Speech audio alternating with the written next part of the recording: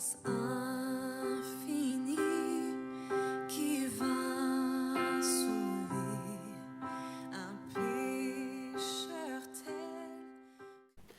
Bonjour mes amis. Alors hier et avant-hier, j'ai préparé l'étude biblique pour le premier soir du camp.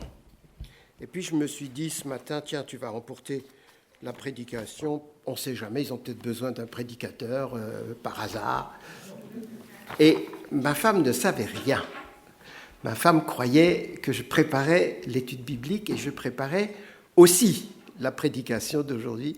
Et elle a été surprise tout à l'heure quand Christian a dit et puis Roland fera la prédication. Alors, je vais vous parler de Roboam. Roboam, ce n'est pas un roi très connu, mais il mérite d'être un peu plus connu. C'est le fils de Salomon. C'est le roi qui verra la scission entre les 10 tribus du nord formant le royaume d'Israël, capitale Sichem, puis Samarie, et la tribu de Juda, constituant le royaume de Juda, au sud, capitale Jérusalem. Alors, voyons d'abord le contexte et les causes de la scission. Les règnes exaltants de David et de Salomon, Israël était parvenu à l'apogée de son histoire. Une puissance militaire qui en impose, une renommée de sagesse et une haute culture, un temple splendide qui fait la fierté de Jérusalem et de ses habitants. Et là, avec Roboam, tout s'effondre comme un château de cartes. Pourquoi ? Des causes multiples, dont Roboam n'est responsable qu'en partie. D'abord, un peuple mal unifié. Les tribus du Nord, unies de force par Saül et par David, n'ont pas renoncé à une certaine autonomie. Le pouvoir étant à Jérusalem, au sud, ils se sentent mal compris, peu estimés des dirigeants de Jérusalem. Les rois jusque-là sont tous issus du sud. Saül est de la tribu de Benjamin, David et Salomon sont de la tribu de Juda. Or, les 2 tribus les plus puissantes sont Éphraïm et Juda. Éphraïm, dans la région de Samarie, et Juda. Et je vous rappelle qu'Éphraïm et Manassé sont les fils de Joseph, c'est-à-dire Joseph, c'est quand même l'ancien premier ministre de l'Égypte, et Éphraïm se considère comme étant un peu un leader dans la communauté d'Israël, et voilà que le pouvoir échappe à Éphraïm et que le pouvoir est à Jérusalem entre les mains de Juda. Éphraïm et Manassé auraient aimé partager ce pouvoir. Éphraïm et Manassé, les tribus, les hommes de... Deuxième cause, Salomon, connu pour sa grande sagesse, n'a pas été sage en tout. Et vous le savez. Il s'est fait construire un palais magnifique, 10 fois plus grand que le temple, démesuré, pour abriter ses 700 femmes et ses 300 concubines. Ça fait du monde avec les enfants, hein ? Voilà, il faut des chambres, bon. La construction du temple, les nombreux objets en or et en argent et en airain qu'il contenait, l'établissement de places fortes, de garnisons militaires comme à Megiddo. Pour tout cela, il faudra beaucoup d'argent. Il faudra financer ce train de vie extraordinaire, d'où des impôts de plus en plus élevés. Enfin, troisième cause, et peut-être la plus forte, vers la fin de sa vie, Salomon est tombé dans l'idolâtrie. Ces nombreuses femmes, dont beaucoup de princesses étrangères, l'ont entraîné dans des cultes à des faux dieux, ce qui a irrité, il faudrait dire fâché beaucoup, l'Éternel. Je déchirerai le royaume de dessus toi, lui fait dire le prophète Akija de Silo, et je le donnerai à ton serviteur. Je déchirerai le royaume de dessus toi, et je le donnerai à ton serviteur. Avec un tel contexte et un tel passif, une situation explosive, on comprend que ça va être difficile pour Roboam de réussir. Mais nous allons voir qu'il va en rajouter une couche, en quelque sorte, en se montrant maladroit et intransigeant, ce qui va provoquer la division et le schisme. Qui est Roboam ? Alors, on va commencer par un portrait de famille. Lisons dans 2 Chroniques 11, quelques versets, versets 18 à 23. Roboam prit pour femme Mahalat, fille de Jérimoth, fils de David et d'Abikaïl, fille d'Éliab, fils d'Isaïe. Elle lui enfanta des fils. Passons. Après elle, il prit Maca, fils d'Absalom. Elle lui enfanta Abijah. Roboam aimait Maca, fils d'Absalom, plus que toutes ses femmes et ses concubines, car il eut 18 femmes et 60 concubines, ça fait 78 au total, et il engendra 28 fils et 60 filles. Il agit avec habileté en dispersant tous ses fils dans toutes les contrées de Juda et de Benjamin, dans toutes les villes fortes. Il leur fournit des vivres en abondance et demanda pour eux une multitude de femmes. Voilà. Et puis encore quelque chose dans le chapitre 12, le verset 1. Lorsque Roboam se fut affermi dans son royaume et qu'il eut acquis de la force, il abandonna la foi de l'Éternel et tout Israël l'abandonna avec lui. 13-14.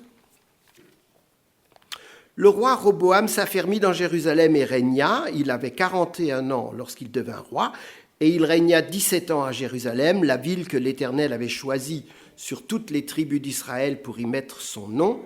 Sa mère s'appelait Naama, l'Ammonite. Il fit le mal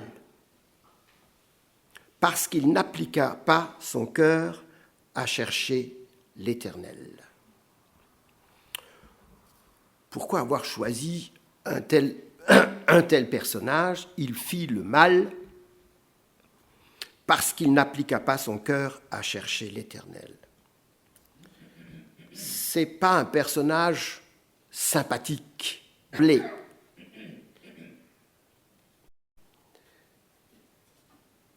Et il faut bien voir que ce Roboam, il a fait des mauvais choix. Sa mère s'appelait Naama, était une Ammonite. Les Ammonites et les Moabites sont les descendants de Lot. Ils habitent les collines à l'est du Jourdain et de la mer Morte, mais ce sont des ennemis des Israélites depuis toujours. Ça correspond à la Jordanie d'aujourd'hui. Roboam a épousé entre autres Mahalat, fille de Jérimoth, fils de David, donc sa cousine, mais aussi Maca, fille d'Absalom, qu'on ne présente pas. Qui veut me dire qui est Absalom ? Est-ce qu'il a fait ? Un fils de David, mais pas n'importe lequel. Il s'est révolté, il a suscité une révolte contre son père et puis il a perdu. Et il est mort dans des circonstances tragiques. C'était donc aussi sa cousine. Apparemment, c'est une mode à l'époque d'épouser sa cousine. C'est pas le meilleur choix ce qui semble d'après les médecins, mais bon. Roboam marche sur les traces de son père, Salomon, en ayant 18 femmes et 60 concubines. C'est beaucoup moins que Salomon, je suis d'accord, mais c'est encore beaucoup trop. On nous dit qu'il a gouverné avec habileté en dispersant ses fils dans les villes fortes de Juda et de Benjamin. Je pense qu'ainsi, il évite les conjurations et les intrigues de palais. C'est malin. Voilà. Allez ailleurs, mes fils, hein. Ne me faites pas d'ombre ici. Il y a plusieurs faits marquants dans la vie de Roboam, mais on ne peut pas les examiner tous en détail. On ne sait pas trop comment il a été choisi pour roi. Était-il le plus âgé des fils de Salomon, le préféré? A-t-il intrigué pour parvenir à cette fonction? A-t-il dû éliminer ses rivaux? Ça arrivait. Rien n'est dit. Il n'était pas jeune quand il est devenu roi. Il avait 41 ans. On peut dire qu'il était dans la force de l'âge. Et assez mûr pour faire de bons choix. Ce ne sera pas le cas.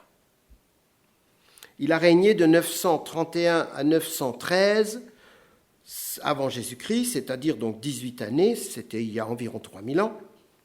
Et nous allons voir dans quelles circonstances il est devenu le premier roi de Juda. 1 Roi 12, versets 1 à 15.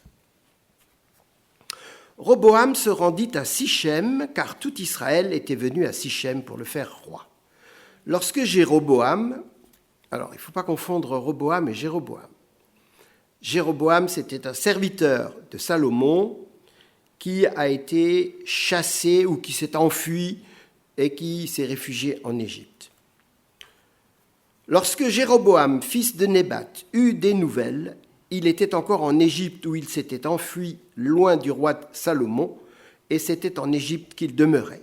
On l'envoya appeler. Alors Jéroboam et toute l'assemblée d'Israël vinrent à Roboam et lui parlèrent ainsi. « Ton père a rendu notre joug dur. Toi, maintenant, allège cette rude servitude et le joug pesant que nous a imposé ton père, et nous te servirons. » Il leur dit, « Allez, et revenez vers moi dans 3 jours. » Et le peuple s'en alla. Le roi Roboam consulta les vieillards qui avaient été auprès de Salomon, son père, pendant sa vie, et il leur dit, « Que conseillez-vous de répondre à ce peuple ?» Et ils lui dirent, « Si aujourd'hui tu rends service à ce peuple, si tu leur cèdes, si tu leur réponds par des paroles bienveillantes, ils seront pour toujours tes serviteurs. » Mais Roboam laissa le conseil que lui donnaient les vieillards, et il consulta les jeunes gens qui avaient grandi avec lui et qui l'entouraient. Et il leur dit, « Que conseillez-vous de répondre à ce peuple ?» Et voici ce que lui dirent les jeunes gens. « Ton père a rendu notre joug pesant, et toi allège-le nous. Tu leur parleras ainsi. Mon petit doigt est plus gros que les reins de mon père. Maintenant, mon père vous a chargé d'un joug pesant, et moi je vous le rendrai plus pesant. Mon père vous a châtié avec des fouets, et moi je vous châtierai avec des scorpions. » Jéroboam et tout le peuple vinrent à Roboam le 3e jour, suivant ce qu'avait dit le roi. Et Roboam répondit durement au peuple. Il laissa le conseil que lui avaient donné les vieillards, et il leur parla d'après le conseil des jeunes gens. « Mon père a rendu votre joug pesant, et moi je vous le rendrai encore plus pesant. Mon père vous a châtié avec des fouets, et moi je vous châtierai avec des scorpions. » Ainsi le roi n'écouta point le peuple, car cela fut dirigé par l'Éternel en vue de l'accomplissement de la parole que l'Éternel avait dite par Akija de Silo à Jéroboam, fils de Nébat. Alors, Akija de Silo, c'est un prophète. Il joue un rôle important dans l'histoire parce que Dieu se révèle à Akija qui, lui, va voir Salomon, Jéroboam, Roboam Et il donne les réponses de Dieu. Qui est Jéroboam? J'ai dit, un serviteur de Salomon, mais ce serviteur avait rencontré Akija de Silo dans un champ, et Akija avait pris un manteau neuf qu'il a partagé en 12 parties, et il a dit à Jéroboam, prends 10 morceaux, et moi je garde 2. Et après il lui a dit, voilà, l'Éternel va diviser le royaume, et toi tu auras 10 tribus, et il ne restera qu'une petite portion pour l'héritier de Salomon. Seulement, Salomon a eu vent de l'affaire et il a cherché à tuer Jéroboam. Alors Jéroboam est parti. Il est parti en Égypte, où il a été bien accueilli, bien sûr. Un opposant de mon ennemi, on va le soigner, on le bichonne, on lui donne une maison, on lui donne de quoi se nourrir, voilà.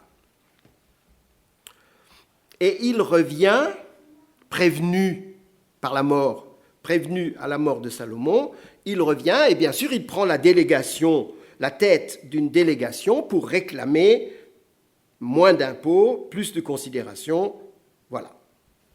Le sort de Roboam est quasiment déjà scellé par une parole de l'Éternel prononcée par le prophète Akija de Silo, à cause de l'idolâtrie de Salomon, mais à cause de l'idolâtrie de tout Israël et à cause de la méchanceté de ce peuple qui ne le prenait pas au sérieux.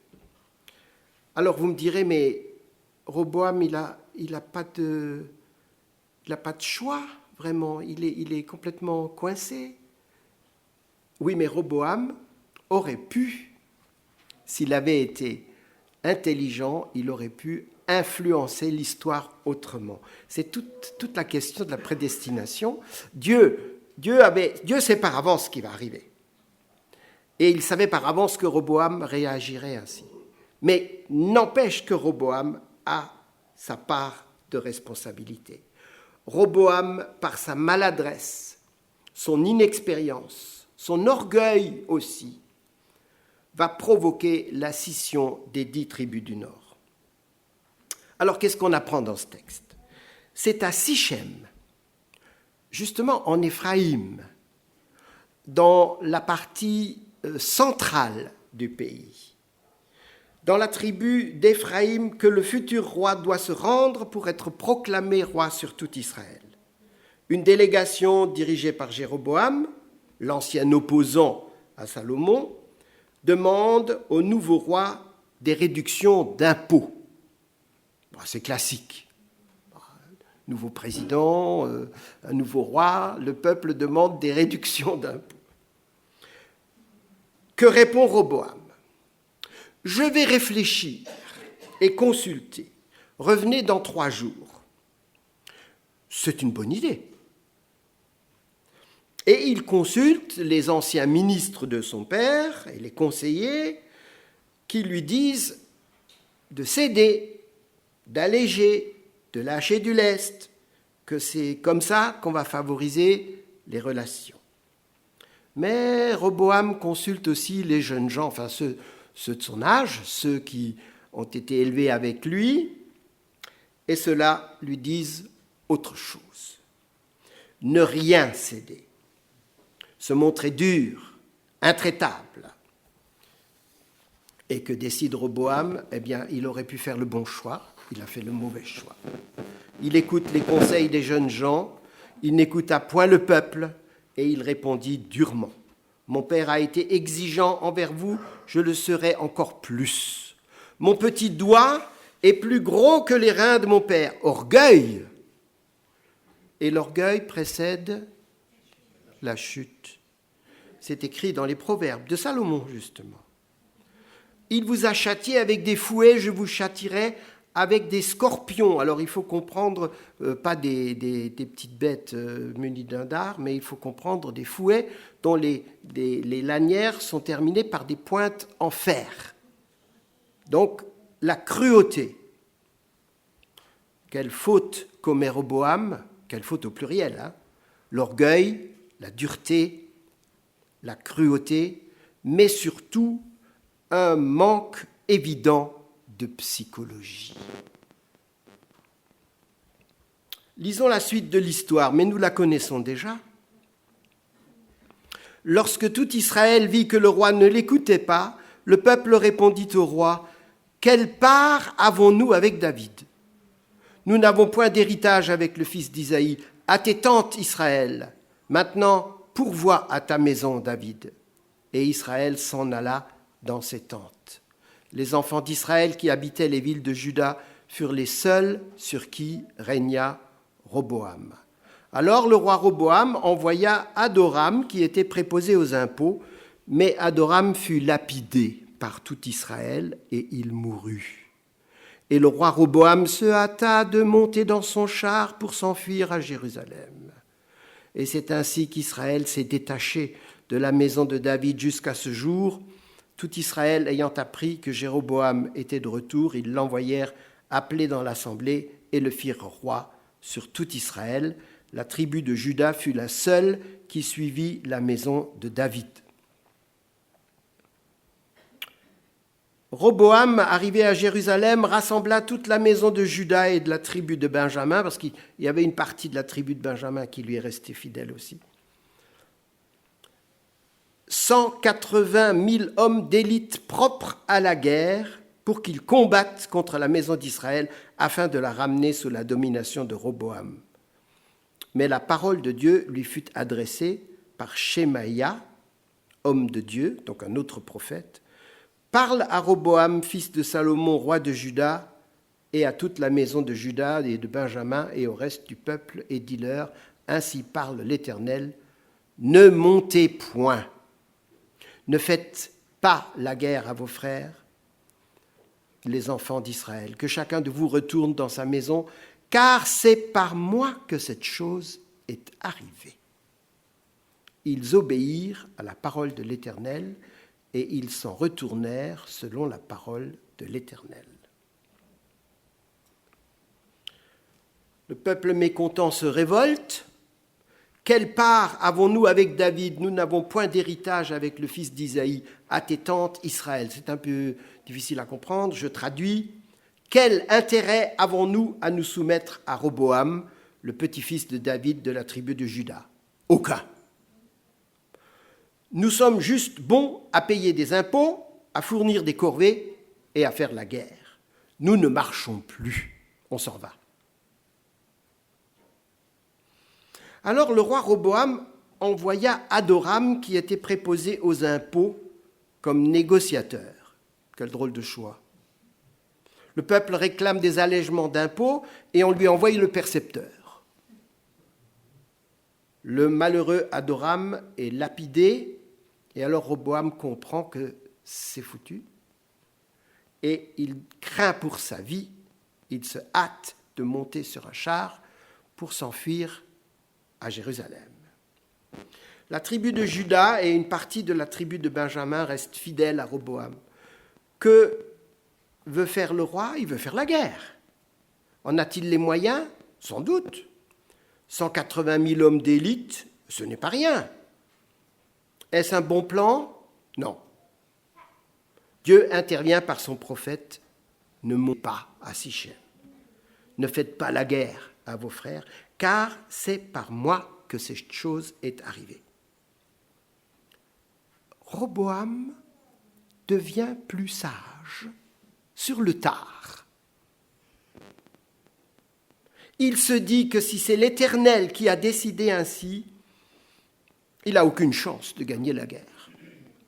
Il vaut mieux régner sur une tribu ennemie que de tout perdre. Il renonce à une guerre qu'il aurait trouvée légitime, juste, pour se dire « c'est sans doute mieux ainsi ».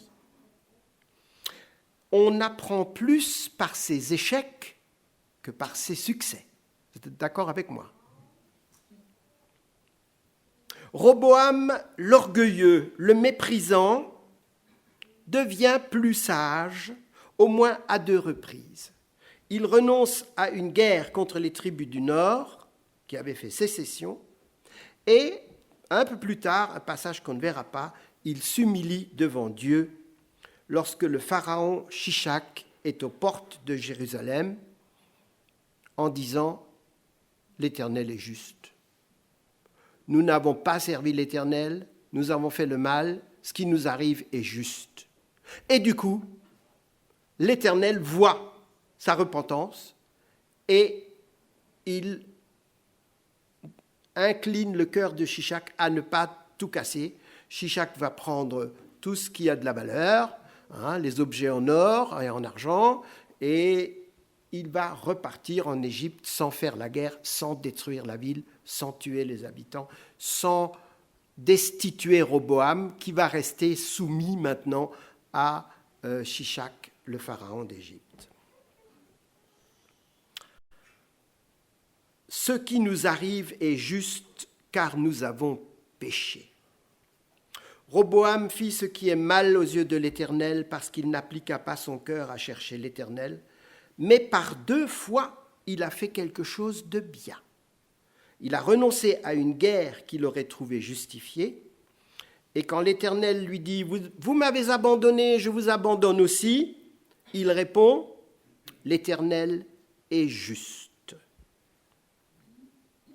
Qu'en est-il de nous, chrétiens, dont les privilèges dépassent de beaucoup ceux de Roboam et de ses ministres, puisque nous ne vivons plus sous la loi de Moïse, mais sous la grâce manifestée en Jésus-Christ. Nous avons souvent, moi, tant de peine à m'humilier et à reconnaître que l'Éternel est juste. Dans les familles, dans les églises, dans les œuvres chrétiennes, il est des situations qui ne cessent de se dégrader ou ne se règlent jamais parce que nous sommes trop fiers pour reconnaître nos torts. Sommes-nous tellement meilleurs que Roboam, l'arrogant, le fanfaron, l'injuste? Notre cœur est-il toujours à chercher Dieu, à vouloir lui plaire? Je n'en sais rien. Je ne vous connais pas comme Dieu nous connaît. Et nous pouvons extérieurement donner une bonne image de nous-mêmes et en réalité être loin de Dieu. Pourtant, si c'était le cas, tout ne serait pas perdu. Non, car Dieu nous aime encore et malgré tout. Il nous parle. Il nous parle par la nature. Ce matin, j'étais content de voir que le soleil était voilé, un petit peu voilé. Je me suis dit, hier, ils nous ont annoncé la fin de la canicule. Bon, ça viendra, peut-être pas aujourd'hui, peut-être demain, peut-être après-demain. Il y a un signe avant-coureur des voiles nuageux. Ce n'était pas arrivé depuis longtemps. Dieu nous aime. Il nous parle par la conscience. Il nous parle par sa parole. Il nous parle par les frères et sœurs qui nous avertissent peut-être. Et il nous parle aussi par des épreuves, des pépins, des maladies qu'il permet dans nos vies. Est-ce que nous disons dans ce cas-là, oui, Dieu est juste? Ou est-ce que nous disons comme d'autres, mais qu'est-ce que j'ai fait au bon Dieu? Alors on dira peut-être pas ça comme ça, parce qu'on est chrétien, mais est-ce qu'on dira, oui, Dieu est juste? Voilà, j'accepte le cancer, j'accepte les problèmes avec ma famille, j'accepte ceci, cela. Dieu veut pour nous de bonnes choses, le croyons-nous. Encore faut-il le laisser agir dans nos vies pour recevoir ces bénédictions. C'est ce que je nous souhaite à tous. Amen. Je vais prier avec vous. Notre Dieu, notre Père, nous te sommes reconnaissants pour ta parole. Nous te sommes reconnaissants pour ce que tu nous apprends, ce que tu nous dis, ce que tu nous montres. Seigneur, nous te louons pour Jésus, ton Fils, que tu as envoyé sur terre pour marcher, pour enseigner, pour guérir, mais surtout pour vivre la plus atroce des fins à cause de moi, à cause de nous. Seigneur, merci parce que tu as pourvu, parce que tu as donné ton Fils. Tu n'as pas hésité à ce sacrifice énorme de livrer ton Fils pour le salut de chacun de nous, de chaque homme et femme qui veut bien se laisser sauver par toi. Nous te remercions, Seigneur Jésus, de te connaître, de savoir que tu es à nos côtés, de savoir que tu nous aimes et que tu veux le meilleur pour chacun d'entre nous. Gloire à toi. Amen.